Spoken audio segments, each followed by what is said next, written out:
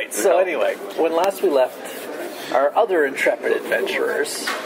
They were hanging from a piece of metal with little elemental pipes out of it. Yeah. Almost vertical from a twist of metal above the a rift to the elemental chaos. There's a big lizard thing. Things are going well. Their items fell and hooked on the monster's horns. It's okay. The giant lizard is our safety net. So yeah, just grab onto him. Yeah, if we fall, he'll catch us in his mouth. But luckily, that does mean that the passage into the cliff face is now open. Yay! And it's also like the metal is being held by like a little piece of metal that's going like. Yeah. But yeah, it was. It got a little bit hairy there for a while. I was a little bit scared for you guys. It's been. I don't know. I was okay, but at one point, Robert does this every campaign. It seems he takes his first level character and says, "Hey, can I do this action that would make sense if I was 15th level, but at first level is probably going to need to step." Yeah, what was he trying to do? In the previous campaign, he was a halfling in full plate armor, and he wanted to go swimming. In this halfling cleric who had used strength as his dump stat. Yeah. So he had a 7 strength. So in this campaign, he's hanging from this metal strip, and there's this giant lizard down at the bottom. He's like, "Hey, can I?" Over like a chasm to like worse than death. You fall down there, it's worse than death. Yeah, and so he was like, "Hey, can I jump off and do a vertical charge against that giant lizard thing?" Vertical charge comes back again. Yeah. Everyone loves vertical charge. If I hit him, I'll be standing on a giant lizard that wants to kill me. If I miss him, well, that's bad. If I hit him, I might kill him, and that's bad too. Yeah, I said he was doing the vertical charge thing, and I was like, well, I'd allow it, but if you miss, I really can't think of a way to avoid you falling into the rift. Yeah. So he didn't do it. He was just, he pondered it, and then unpondered it. It's like, no, that's suicide. Yeah, Not yet. A few things happened. One thing comes to mind, it's long enough ago now that the details are a little bit fuzzy, but Henley, the gnome, he climbed up, and he was considering just leaving us. Yeah, he climbed up to the top, and he got to the very top, and then I critically failed his climb roll. So he was like, he was just totally like, "See you later, suckers," and then he slipped at the top and fell, and the lizard caught him in his mouth and starts biting him, and he starts shouting, "Help, help, help! Help me, you fools! See you later, fools! Help me, fools!" That's awesome. I'm gonna miss him. I'm skipping ahead though. That didn't kill him, but no. Let's see if there's I guess this. So there were a bunch of players in sacks unconscious. We're all out of our no one was in a sacks sack anymore. No one. No, there's two unconscious people. I said they fell onto a pipe and they're slipping. They have to be woken up in one round. So or how did the party deal with that? Did we use heal? I was all out of healing abilities. There was one. Aurora had one healing. Yeah, I know Aurora did one ability. What is? This is someone's. It's mine, I guess, because I have the bladder. Yeah. Aurora was out of heals. Or no, you were out of heals. Aurora had one heal, which she used, and then I think it was a heal check. Someone did a heal check. Yeah, I'm pretty sure there was a heal check in there. The other thing that happened right at the beginning that affected things was I applied what I'd forgotten to happen. Right at the very end, one of the red hot coal scarabs died, and I didn't apply the effect, which is it explodes with magma and petrifies the people nearby. So you're petrified, and you take ongoing 5 fire damage save ends. Yeah. And both Hank, who's Robert's character, the dog, and Cricket got petrified with this ongoing fire damage. I went below 0 again. Yeah. Petrified is actually helpful, though, because it reduces damage, and I think that saved. I think it was Hank it saved when something else went on. The ice centipede was still attacking him. That's stupid ice centipede. It's a minion. Yeah, that was the thing that really made the battle hard. That one minion, for some reason, we just couldn't land a blow on. The other ice centipedes that were identical to it in every way, we'd wipe them out at like the beginning of the fight. That really turned the tide of the combat. Like, it would look like things were still going to go okay, but that stupid ice centipede, they couldn't kill it, and it just kept hammering on. It didn't have any auto damage, a magic missile, nothing. And it just kept hammering on Hank's hit points, and that made a huge difference, right? Because everyone was just right down to the wire, right? And so you just couldn't afford to keep healing Hank from the stupid ice centipede. But it just Did people remember to use their second winds? Yeah. Yes, that's like the only time I've ever seen second wind used, because they were so desperate that they needed their second winds. My party's going to end up second winding. I don't know if I've told you what happened last Wednesday, but I may have mentioned it to somebody. Well, we'll wait until the story is over, and then they'll be in separate chunks. But so, just trying to remember. Like, again, a lot of the details are mixed up because it's long enough ago. But I guess we'll just cover ultimately killed the lizard. That was Croesus, I believe, killed the lizard. Yeah. Actually, it was interesting. The lizard, they killed it really easily. Like, it was a tough monster, but they just got lucky against it and hammered it. And they actually were trying to push it off. Yeah. It was hanging by the edge, right? So they just needed to push it one, and they successfully pushed it one, but it was it saved. And so I said it was supposed to go prone. It was already hanging from the end. So I said, well, it lost its balance. It's hanging by one thing. It's curling around, and so it has to take a move action to get back hold, right? That's the equivalent of being prone, right? So they did kind of like, I guess, neuter it by doing that, because it had to. And I believe Croesus did that and dazed it, so it was like hanging there and dazed, so it had to take its whole turn just to grab back a hold. And they just hammered it. I think it was both Hank and Croesus. They just hammered that thing and they killed it like in 2 rounds. And how were they managing to stay on the? They were like, it was fighting while climbing or something. Yeah, fighting while climbing. But the thing is, the vermin bug things, of which all that was left was the ice centipede and the scarab. Those things didn't have a penalty, but everyone else wasn't. They weren't. No one else there. No one else there was designed for climbing. So the lizard was in the same boat as the PC. So I just applied like an even. Right. You know, it has the same penalties as you have penalties. So let's just do it straight up, right? Yeah. Because neither of you wants to be here. So. Yeah, but I was actually really surprised at how easily they killed that lizard thing. And once they killed the lizard thing, but they still weren't. How did they get their items out of it? They just that's Croesus used his cinematic action, and he did this thing where Croesus. He was willing to just let it go. He was that's how Croesus avoided falling, because Croesus was unconscious. He sort of woke up. He thinks he's doing some weird thing where he's like, this is the wrong dream, and he thinks he's dreaming or something, right? And so he just starts like, he's unconscious, and he starts just like sleepwalking. This is what he spent his cinematic action on, and he's like, what's going on? And he like falls from one peg to another on the thing. It's like, what's going on? Give me that. And he grabs the thing. And I'd already said there were 7, or was it 8? There were 8 healing potions in the bag in addition to their items. And so he's just like, I need some coffee. And drinks a healing potion as his cinematic action. And that's what woke him up. And also got the items back. And I was like, sure, I'll allow it. Because A, it was cool, and B, it just, they were in dire straits at that point. Like, I was getting worried because they still had that ice centipede. They still had the red hot coal thing that explodes when it dies. Thank you. Thank you. And so, like, I was a little bit scared for them at that point, because especially with they were fine. I didn't know how they were going to survive the red hot coal thing unless they could push them off. Which reminds me, by that time, so they killed the thing. By that time, Henley had gotten out of it. I critically succeeded to get out of the grapple, which was like, I needed to get out of there. So he climbs to the top, and he's standing there, and they make a insight, and he's just like, he's totally debating, like, should he kick the metal and like let them all fall to their doom? And he's just like, nah, I probably need them to get out of here. And so he ended up, but everyone knew that he was totally like, he didn't really want to save them, but he needed to save himself. So. Yeah. So he... I like Henley. He was actually the only guy who had a push or a slide. No. So he did, and he had it at will. So he used that to push the red hot scarab off. Really useful if he'd helped this earlier in the fight. Yeah. So he pushed the scarab off because Yeah. That was the only effective way to kill them, because if you kill them, they explode and they do massive damage and they petrify and ongoing fire you.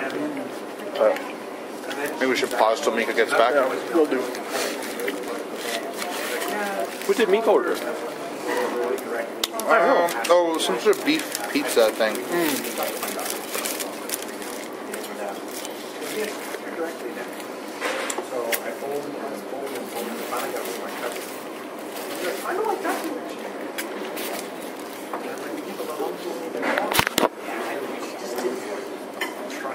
I can't pause it. I expected it to be on pita bread, but it's like actually.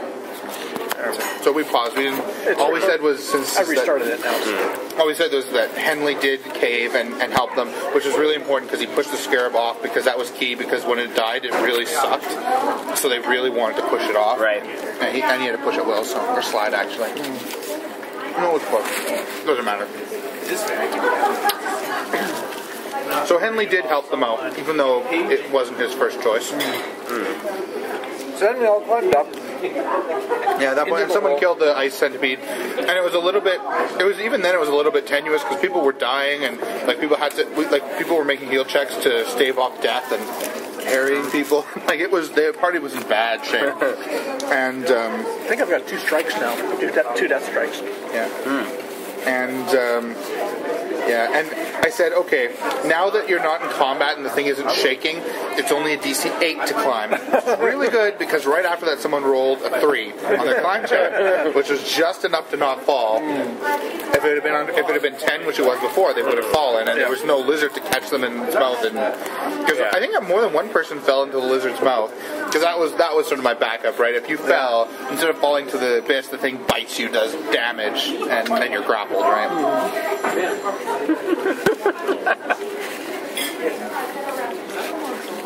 But they survived, and it was close. I was actually a little bit scared that I was going to kill off the party, or come up with some lame way out of it, which would have been almost as bad. And then we climbed up, and we found treasure. Yeah, it was like a room full of junk. But we examined the junk. It was like tails and like old like sticks of like well, you can explain it. Yeah, there was some mysterious magical apparatuses and stuff, and we investigated them. We investigated them, and I have a pretty good arcane skill, so I figured them out. There was a floor polishing unit.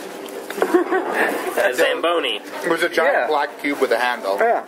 And just sort of hovered on the ground and polished the floor. And I was like, oh, if only this is beautiful. I've always wanted one of these. And it was awesome. And Croesus was also fascinated by it. I can't remember why. He was just...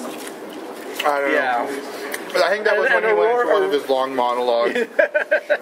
Aurora was also interested. So basically, it was a floor polishing unit, and the whole party had various reasons for being interested in this. Yeah, everyone was gathering around like, this is so cool. And meanwhile, Henley is like, come on, let's go, you idiot. I think that was the time that he used prestidigitation to make a big flashing red loser sign above Cricket. His last work of art now is the subject. Yeah, they're all gathering around this thing, and they're also like talking. Like, this is their first chance to talk in character, so they're talking. Croesus is waxing rhapsodic about something, and everyone's talking about this stuff. And Henley is just getting so annoyed that they're like he doesn't care. Why are you telling your life's history? Why do you care about this floor polishing thing? Come on, let's go. I had good reason for being interested for the in role-playing stuff, the stuff that got said. Anything interesting? Like, did Croesus say why? Like, he hasn't explained why he's crazy. Okay. He had a great little monologue though about like, because all the climbing, all their gear was there except for the climbing stuff was all gone, right? And so he just sort of burst into tears and was like, I bought these. Awesome. I bought these steel batons after the store, and the guy guaranteed them. He said he guaranteed that they were going to work and they weren't going to disappear or anything, even though it's a dream. And they're gone now. And he made a guarantee. He made a promise. That was wrong. He said those steel batons would always be steel batons. Yeah, he said they'd never change. And when I asked him, and he kicked me out of the store, and that was wrong. So anyway, Crows had a long things about the steel batons, but he didn't really explain what was going on. That explained nothing. That's awesome. I don't think Cricket explained a whole lot either, but then no one asked her. Yeah, it just was sort of their first interaction, so the characters sort of came out, but no one told their life history or anything. But did it come out how Adoron and Aurora knew each other? That hasn't come out. I don't think so, no. But I think everyone knows that they know each other. Mm-hmm. Yeah, pretty obvious. Yeah. So I can't think of anything else. There was lots of talking, but nothing else is really standing out right now. Yes, I do know that Cricket mentioned that she comes from the Empire of Flowers. Right. And why am I blanking? Hank was like, Empire of Flowers? Well, when he's got some massive problem with the Empire of Flowers. And I'm like, no, it's okay. They've reformed. The Empire is a wonderful place. Yeah, I remember it because he was like Satyr. Those are those things they make over in Eve lands. Are you some kind of Eve? And I was like, yeah, I'm from the Empire of Flowers. This Rottweiler guy's growling at me. Eve is what I named the human empire because I needed a name for the human empire. So they started in that garden, so I decided they'd call themselves the Empire of Flowers. What I really wanted was something that was sort of synonymous with like Nazi, because that's how the world would see them, right? They're like the evil empire that everyone hates. And so they're called the Empire of Flowers, but everyone calls them the Eve. It's sort of like, and it has the same connotation as like, instead of a build Nazi, you'd have a build Eve, or whatever. So, and I mean, Hank is part of the Greybridge Alliance, so they're like, they've fought the Eve before, so. Yeah. So there's going to be some interesting interaction there. Well, I suspect no matter what, like, even if he has a problem with Eves, he's probably not going to have a problem with the Eves slaves. Yeah, exactly. They like to free the Eves slaves. don't have slaves anymore, though. They have domestics. Yeah, it's completely different. So there was that. We get no pay. We're traded and we're bought and sold, but we're not slaves. That's because they don't have a soul. They're not really people. They're basically animals. Yeah. Talking animals. Yeah.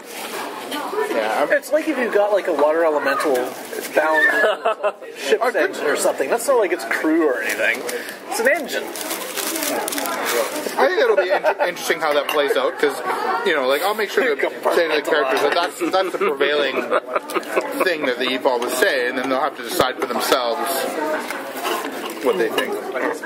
But yeah, so there was a bunch of talking, and Henley's getting more and more annoyed as this is going on, and so finally he's like, "Screw it, I'm going."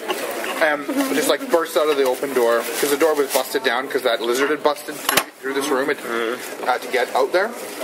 And so he's just like, "That's it, I'm going." And Hank goes after him, but so that's it. I have 5 seconds of silence, and then they hear and silence. And so they NPC. So they go running out after him. I don't know if you want to tell this part because I've got my I'm way behind in eating. I'm slow at this place. Alright, Brian. We find him submerged in a pool of maggots. With like his arm just sticking It's just like a hand sticking out of a pool of maggots.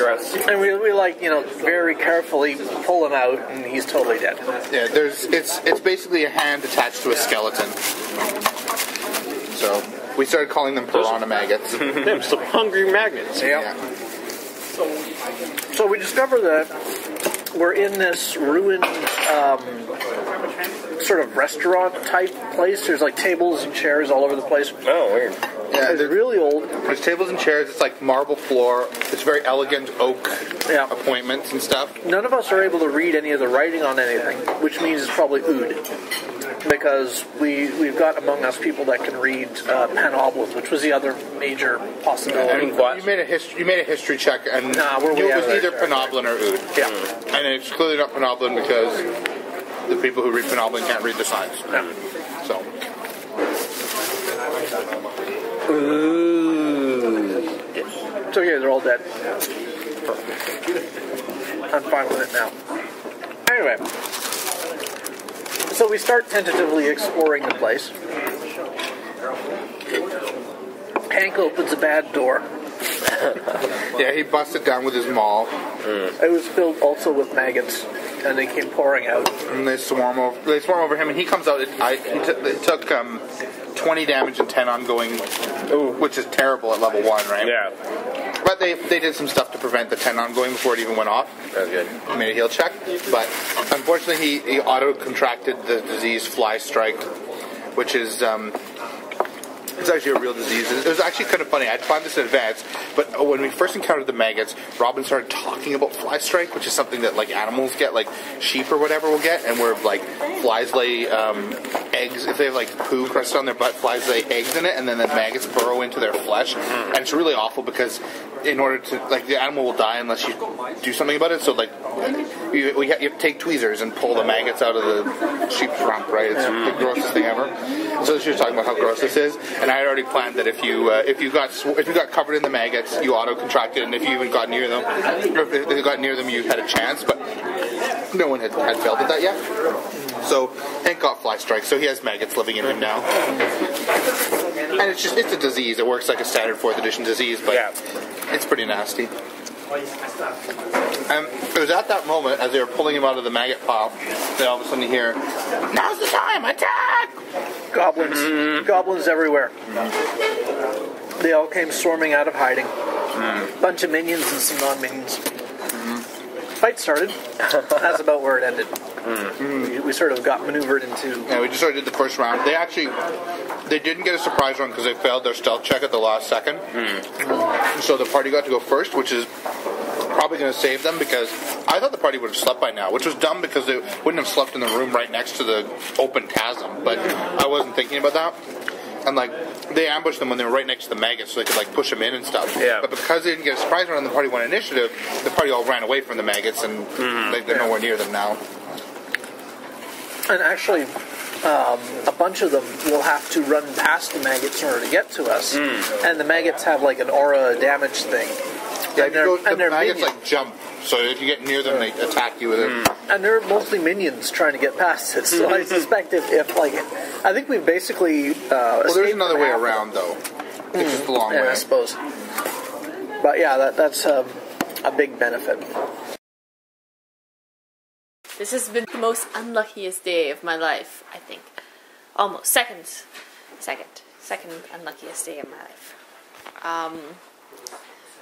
We escaped, which was good. Aurora's still alive and kicking, that's good. I'm still alive, that's good. I think things are looking up though. It's only goblins, so. Oh yeah, and somebody has a really dirty book and won't fess up to it. When you guys went to the bag of belongings, you gathered out all your belongings. Everyone's stuff was there except for the climbing gear. But they found a book. I assume it must have belonged to one of the people that didn't make it. You don't know who it belongs to, but yeah, there's a book in there. No one claimed it. What? I can send you. You can just come look at this horrible, horrible thing on my monitor. I truly am afraid. So I got to write some excerpts from that for the next session. This was Sword Tale. Tim and Shannon made this abomination. Sordid tale of Darian. Love that should never have been is a very apt subtitle. Well, I found this very interesting book. And I think Hank said that we should read it and it'd be interesting. So we're going to do that later. Oh, this woman fell and it was really sad. Yeah, I'm a bit sad about that. I'd like to find out who she was and who her family were so I could go and, you know, make them some stew or something. But there was this moment when there was this hand coming out of these like larval insects. I think they're called maggots. And that was kind of, you know, it was sort of disquieting. Kind of just made you feel really mortal and gross. Yeah, these people are really nice. I hope they don't end up as maggot food. Especially Hank and there's this girl Cricket. She's really nice too. Well, she's not really a girl. She has horns and hooves, but just 2 hooves, not 4 like a ponin. And they're like split hooves too. She says, Hank, what is she called again? Satyr. Oh, Satyr. Yeah, Satyr. Her name's Cricket. She's really nice. I like her a lot. I think Croesus is sleepwalking or something. He's having a problem, but I think he'll be okay. I guess I have to think about it more, you know? Sometimes it takes a long time to think about what happened and try to make meaning come out of it. But it's nice to be awake and with people. Well, I use the term people loosely. Anyway, yeah, we woke up on this platform and it was falling and we're in the chasm. There was this lightning guy and he exploded and that was scary. Oh yeah. I'm really confused. All these things happening, these monsters. But we got out and everybody's really nice. Croesus is here. I'm kind of worried about him, but he seems like he thinks he's in a dream. I hope I'm not in a dream. I hope I'm real. But yeah, everybody else is nice. Cricket's nice. Aurora's nice. That tree guy's nice. That gnome was kind of mean, but he fell into maggots. And he died. And then I fell into maggots. And now I have maggots living in my skin, and it hurts. I don't like it. It makes me sick. I hope I get better. The elders will tell you if you're But, yeah, I don't know where we are. I'm scared. I want to go home. I don't know where I am. I want to get out of this. And now there's goblins attacking us. It's okay. I'll smash them good. I'll smash them real good. When we started to meet other people, we found out that they got really uncomfortable if they didn't know which was which. So we started to learn the mannerisms. Cricket here. This is a very disturbing situation. At first, everything made sense. I'd been captured. I was expecting that would happen eventually. But it turns out it wasn't slave raiders at all. I have no idea what they were doing. They just threw me down the chasm. I'm worth a lot. I don't know what they were thinking. Well, now I'm with these people. There's the Shifter, and there's Dryad, and there's Penoplin, and there's some lady I'm not entirely sure about. And they don't seem to know what's going on. They don't seem to know what to do. And they're not telling me what to do. So I'm not sure what to do. Hi. That's your age. This is Croesus. I just remembered. I'm called Croesus. It's Croesus and it's always Croesus and Croesus. I'm Croesus. I'm a guardian of the Grey Wall, and I'm in the wrong. This is all wrong. It's the wrong dream. It's getting better. I woke up and I was in a bag and it was the wrong dream. And she'd promised that there'd be storytelling, that I wouldn't go back until there was. I've decided I'm not gonna jump into the chasm. She said there'd be story. We got to follow the doctor's orders, and and not jump into the chasm until we haven't had storytelling. And what else was there? This is great because I'm in the wrong dream, but there's also other dream people who are also in the. There's a traveling show. They've got a little goat girl and a dog man, and there's this really, really funny looking clown with a bad plant makeup. It's gonna be hilarious when he starts his act because he's so serious all the time, and you know his jokes are just gonna be great. And there's a pretty looking lady, and I can't figure it out because sometimes the pretty lady, she'll tell stories or do magic, but I'm thinking maybe she sings, and